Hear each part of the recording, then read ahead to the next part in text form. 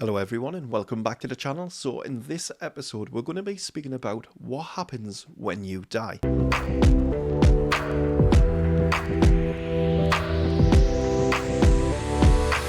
It's a difficult topic, isn't it? Because none of us want to die, yet it's the only thing that is guaranteed in this life.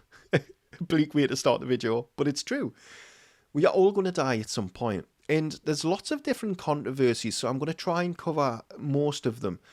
But if I miss anything and you want to know the question or the answer to it, well, you want to know an answer, not a question, let us know down in the comment section what your question is, and I'll be sure to do a follow-up video on it. If you're new to the channel, welcome. And so all of the long-time viewers, welcome back. So, bit of a difficult topic, and I'm going to try and approach it in the best way that I possibly can. First of all, before we go into this, we need to have a little bit of an understanding of how the human body works. Now, this isn't by any means a scientific explanation. This is the explanation that helped me to gain my understanding of the spirit world. I'm very, when it comes to, I've got to have things simple. That's part of the, one thing each and every one of you will come to know is the person that you are is reflected in mediumship. If you are a nice person generally, then you are going to be a nice person in mediumship. If you are a horrible person, then you are going to be a horrible person in mediumship. Fun fact, it's that simple. A lot of people try to put this facade on, but people see through it. Human beings are very good at seeing through that. Now, when we come over to this topic, we've got to have the understanding of the soul. This is this topic for itself needs its very own video. But the soul in the human form are two very, very different things. A lot of you might not be fully aware of this. You might not even believe it, to be fair. But you have the human body and you have what is called the soul. The soul is the energy part of you. It's the part of you that will return back to the spirit world. The soul resides within the stomach area of the human vessel. And as the beating heartbeat stops in the auric field, which is something else for a different video, loses its power, which is emitted from the heart, then the soul whisks back off to the energy realm. First of all, is there such thing as heaven? And is there such thing as hell? You're all going to hate us for saying this, but I've got to tell the truth. No, there is no such thing as heaven, and there is no such thing as hell. And before anyone says, well, you've read the Bible, listen, I don't follow religion. I don't follow any of mankind's teachings. If there's one thing that history has taught us, that it is that human beings as a species will manipulate things to suit themselves. That's all I'm saying on that. I'm not mentioning any specific religions. It's a blanket for all religions. What you have to realize is when the human body fails and the energy part of us goes back, it will go to energy. There is no such thing as heaven, and there is no such thing as hell, which should actually bring you a little bit of comfort to know that your loved ones are actually all around you with each and every breath that you take, with each and every step that you take. I'll get my words out. God, I should have picked different words, shouldn't I? It's a tongue twister. With each and every step that you make, the spirit world are there chaperoning you. That you can't get away from them. They're everywhere. And not in a creepy sense like, oh, the spirit world are watching me. They're there because they love you. They love you in this life. They love you in the afterlife. They watch every time you have... I'm going to give you this little bit of a tip actually before we come further on to this. But if there's any of you who are suffering and you're really missing your loved one, there's one thing that I will tell you now, and this comes straight from the spirit world, to the next time you get the opportunity to stop, take a deep breath in, hold it for 4, 3, 2, 1, and then you're going to repeat that 3 times and think of the loved one. Once you do that, your loved one is going to be with you. You are going to feel their energy envelop you. You're going to feel them coming close. You can repeat that anytime you like. Probably not preferably when you're driving a motor vehicle, or maybe it's even flying a plane or a helicopter or a boat, for example. But in your own company, in your own time, do that. And get used to them coming close. Get used to the smells, the aromas that you once smelled coming close to you. A lot of you are going to ask, well, hang on a minute, Jordan. There's no such thing as heaven. There's no such thing as hell. So where did the evil people go? Why is it that people are not punished in spirit?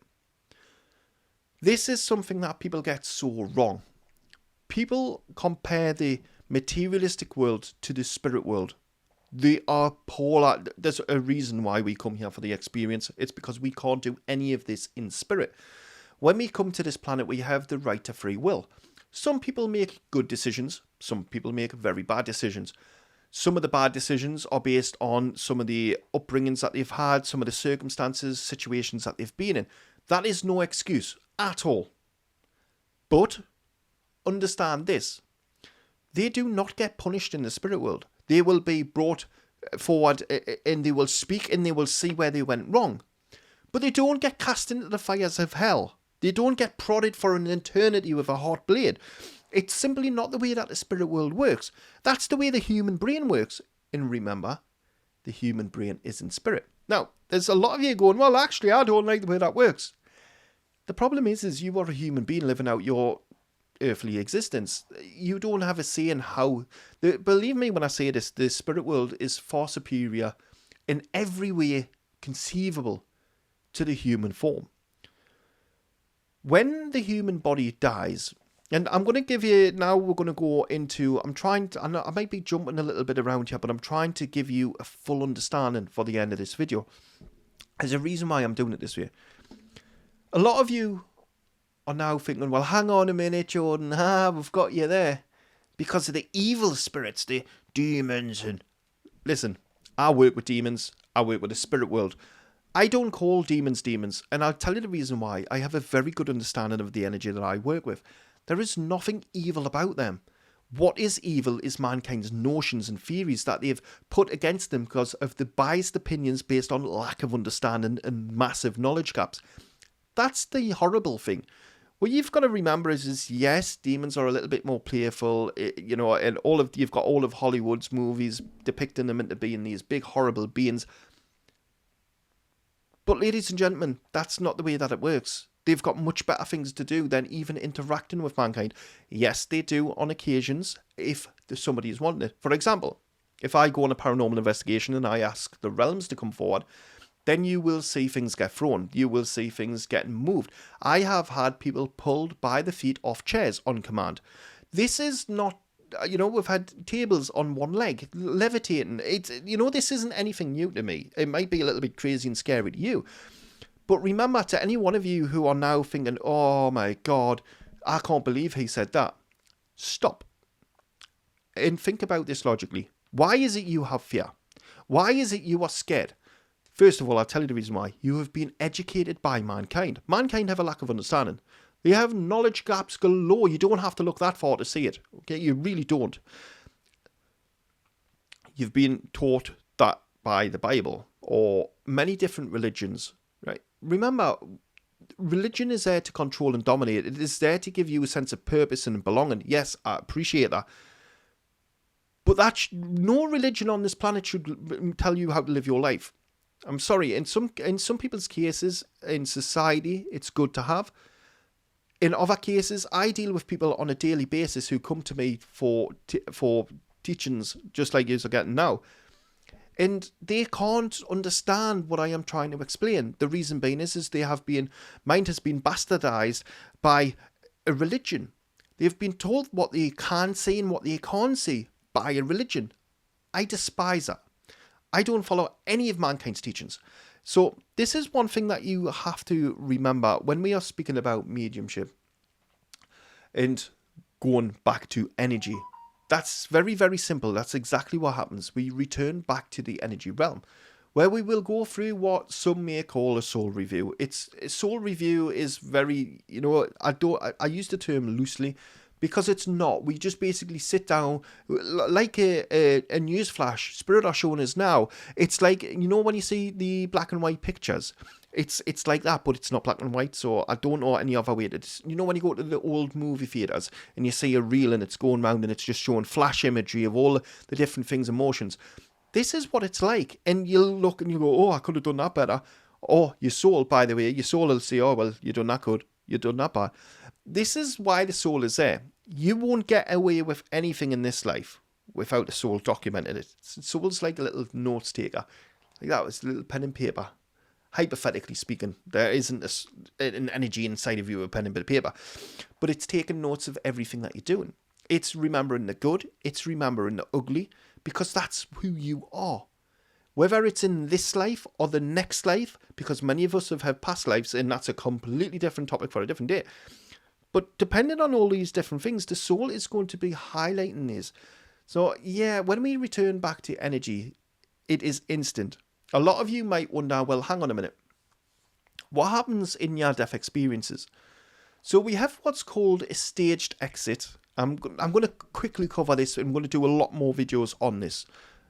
We have a staged exit, and we have, unfortunately, we have an exit which wasn't planned at all. This is where it would be tragic in a car accident, or this is where it is completely unplanned. The staged exit is where you are potentially in a, let's just say, in a care home, and your health has been deteriorating for months and months and months and months, and it is expected that you are going to be passing over. A lot of the time when this happens, you will find that when people are going through a staged exit, the soul is already packing its bags as the person's alive and starting to kind of put its arm out to reach for spirit. This is why a lot of people who are going through what is called a staged exit will see spirits. You'll hear often in care homes or hospitals where people are ready to pass over, they'll see their loved ones, they'll hear the loved ones. It's not because of the drugs they're on, it's because literally the staged exit is doing its what they are starting to transition from the materialistic over into the energy. However, it's a little bit different when we are talking about, near death, where we've had, for example, we've had an accident. In somebody's life, literally, the soul didn't have time to prepare. It didn't have time to put its little bag together. It's effectively like when you wake somebody up. Spirit are saying when you wake somebody up. So when somebody's asleep and that alarm didn't go up, and then all of a sudden it goes off and they've realised they've slept in for 30 minutes. They're up, they're out of bed, that's it, they're gone. That's what it's like for the soul. So when it's an unplanned exit, that's what the soul does. It jumps out of the body. It's like, oh crap, I should be some... No, I shouldn't. I'm back. Yeah, I'm back. The heart's beating again. I'm all right. A lot of people will have near-death experiences, and they will have different visions. And again, I'm not going to really go into it because that's not what we are talking about here.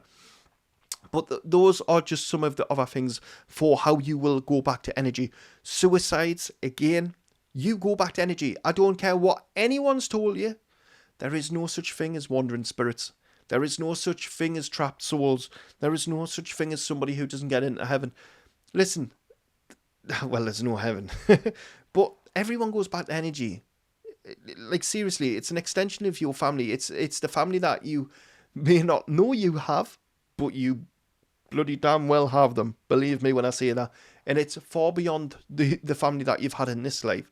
When you come down in this clique, which is another complete different story, this isn't the only family you have, is the point I'm trying to make.